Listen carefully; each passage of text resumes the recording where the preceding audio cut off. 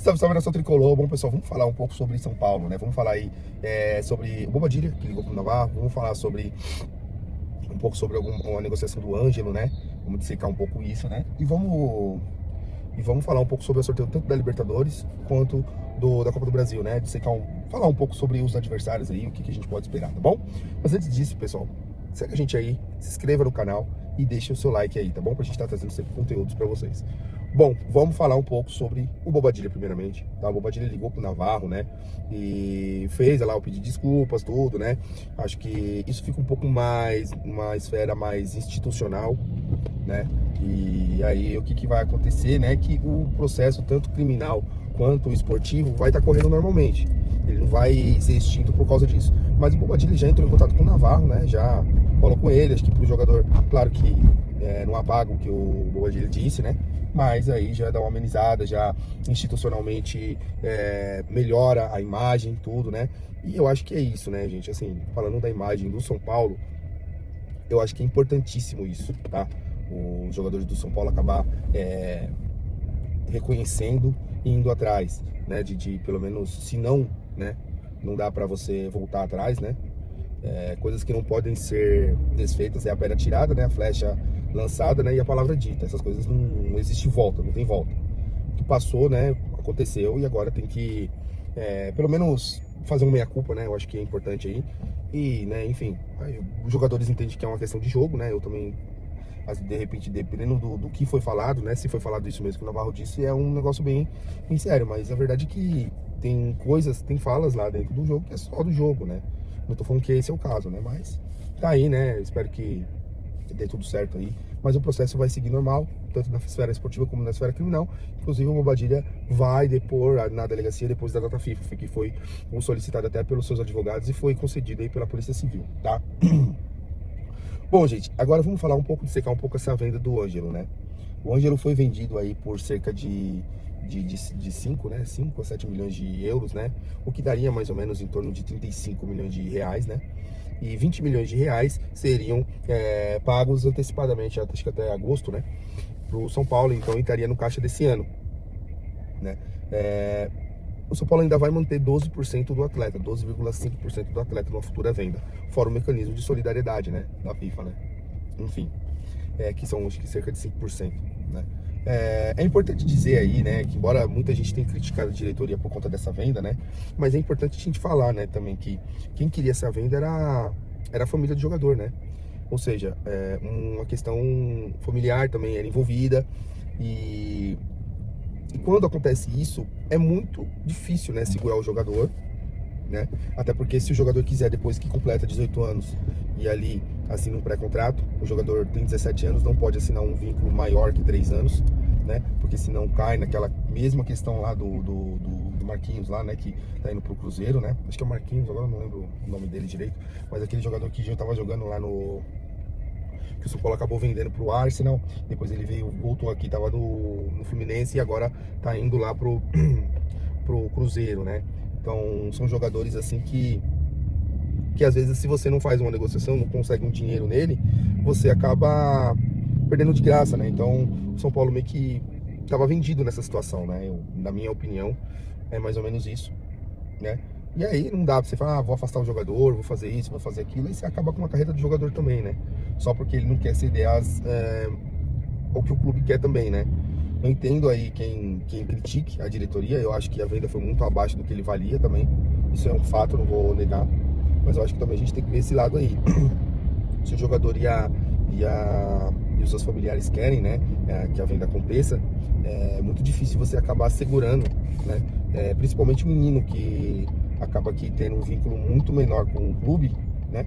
Um vínculo assinado, né? Menor do clube do que um jogador profissional, né? É diferente se hoje um Ferreirão pedir uma transferência dessa, o Alves, né? O Rian, porque já tem um contrato um pouco mais longo. Mas, por exemplo, o Ângelo tinha assinou um contrato com menor que 3 anos. Se ele quisesse, acho que se não me engano, ele tem um contrato até dos 28. Ele ia se tornar, sei lá, com 18 anos, talvez não ia conseguir a titularidade profissional. Quando chegasse ali no metade de 2027, chegando beirando 2028, ele já podia assinar o pré-contrato e sair de graça. São Paulo, o investimento que fez, perder, né? Então, acho que não é uma venda boa, mas às vezes pouco se pode fazer numa situação dessa, né? se os jogadores familiares querem ser redutível quanto a isso, né? Então é difícil aí também segurar. O bom é que o São Paulo manteve 12% do atleta, né? Isso aí é um alento pra gente. Bom, pessoal, pra gente continuar, vamos falar aí sobre os sorteios, né? Primeiro vamos falar aí referente ao sorteio aí da Libertadores, né? Eu acho que é o sorteio mais interessante aí pra gente até, né? E falando um pouco sobre isso, eu acho que é importante a gente frisar que, assim, que o Atlético Nacional é um time que não é o time mais forte, né? Dos que estavam disponíveis para ser sorteados, mas também não é o mais fraco. Eu acho que é um time bem mediano, mas vai ser um jogo difícil. É um adversário também duro. É um adversário tradicional da Libertadores, tem conquistas da competição e além de ter o tradicional, um time tradicional, né? O Atlético Nacional tem 100%, né, de aproveitamento dentro de casa, então eles são muito fortes dentro de casa. Inclusive o primeiro jogo vai ser lá, né? O segundo jogo vai ser aqui no Morumbi, né? Então a gente pode dizer que é o seguinte, né? Que o São Paulo aí tem aí uma boa missão, né? Para se classificar pelo menos para as quartas, né? E das quartas a gente vê o que pode acontecer ali, né? É importante também dizer também, tem um outro ponto também que a gente tem que falar, né? Que o São Paulo, ele vai recuperar atletas, né? Nesse período aí de 30 dias, né? Que vai parar o campeonato. E é muito provável que o Atlético Nacional perca jogadores, né? Então a gente tem que ficar atento nisso aí, né? E ir monitorando. Inclusive eu até deixei como favorito o Atlético Nacional para ir monitorando ele até lá, né? E aí a gente vai estar vou estar colhendo um pouco mais de informação mais para frente sobre o time durante esses dias, né? Enfim, o São Paulo só joga contra o Atlético Nacional ali em meados de agosto, né? Então aí tem 1 ou 2 meses aí de parada aí na Libertadores até se iniciar, né? Acho que até 3 meses, né? Porque a gente tá em junho, né? Então para mais ou menos isso aí. Então vamos aguardar aí também, né? Pra ver como que vai ser esse jogo, vai se desenrolar tudo isso, né? O Atlético Nacional tá pra perder algum dos principais jogadores, né? Que é um jovem promissor. Inclusive tem tido sondagens até por equipes aqui do Brasil, né? Mas, me fugiu o nome dele, mas é uma venda aí que pode ser que aconteça, né? O Atlético Nacional tem esse costume, né, de no meio do ano fazer caixa, né, com o clube. Então é natural que isso possa acontecer, tá, gente? Então, e o São Paulo se reforçar e talvez ali no meados de agosto São Paulo esteja melhor, né? Melhor, não só melhor colocado no brasileiro, como também com um desempenho melhor. Com a volta de Lucas, né? Com a volta do Oscar, com a volta do Ferreirinha, enfim. O time vai ficar mais encorpado, né? Vamos aguardar aí para ver a cena dos próximos capítulos, né? E é importante também dizer, né, que o lado da chave que o São Paulo pegou dessa Libertadores, ela, na minha opinião, ela é a mais forte que tem. Eu acho que eu me preocupo mais com o lado da chave do que propriamente com o adversário. Claro, a gente vai jogo a jogo, mas o lado da chave ali com o Palmeiras, com o River Plate, com o Botafogo, né, são jogos difíceis. A LDU já não é um jogo tão difícil, mas é difícil lá, né, por conta da altitude. Então, assim, são adversários bem complicados. Aí talvez o Botafogo, com essas vendas do Igor Jesus, do Jair, enfim, que são eminentes aí no Botafogo depois do Super Mundial, talvez o Botafogo fica bem mais enfraquecido, né? Mas é provável aí que a gente consiga aí se classificar em cima do Atlético Nacional e a gente vê mais pra frente aí o que vai acontecer. Bom? Falando aí até em chaveamento, né? Não sai o chaveamento na Copa do Brasil, gente, não sai o chaveamento, né? Muito por conta do que nas quartas de final aí é o sorteio e dali sai o chaveamento, né? E aí a gente sabe qual que é o caminho a percorrer até o final, né? Bom, vamos falar aí um pouco do adversário agora da Copa do Brasil nas oitavas, que é o Atlético Paranaense, né? O Atlético Paranaense, gente, na Série B ele não tá muito bem, tá? A última vez que eu vi foi ontem, né? Não sei se mudou alguma coisa, tá? Ele estava em 11º, né? Ele estava em 11º colocado.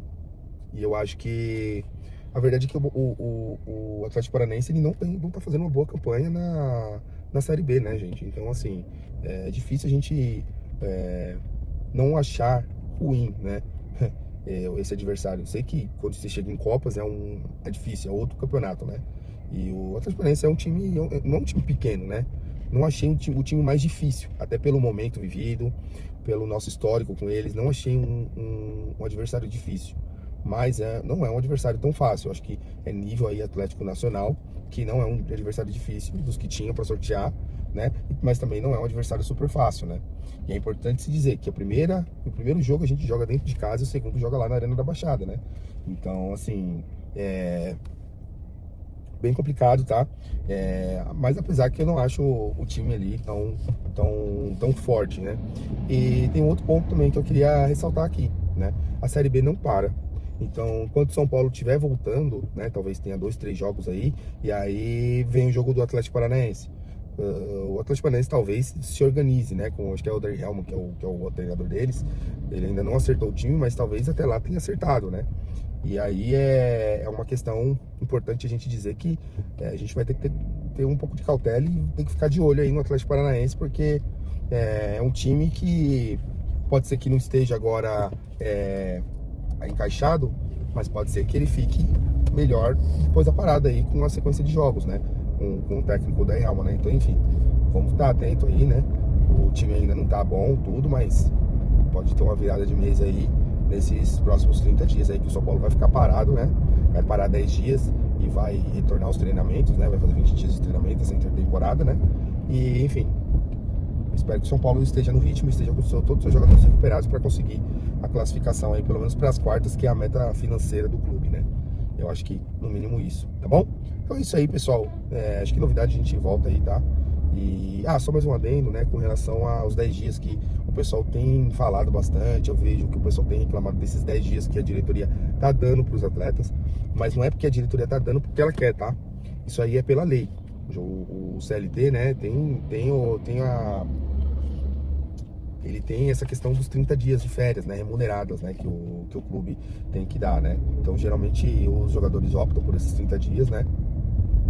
E no caso aí do São Paulo, ele vai dar esses 10 dias nessa intertemporada, até porque a temporada ela é um pouco mais longa e vai acabar um pouco mais tarde, né? Então, acontece que para que isso aconteça, o São Paulo vai ter que dar 10 dias de férias para os atletas agora, no meio do ano, e os 20 dias fica do final do ano até 2026, tá bom?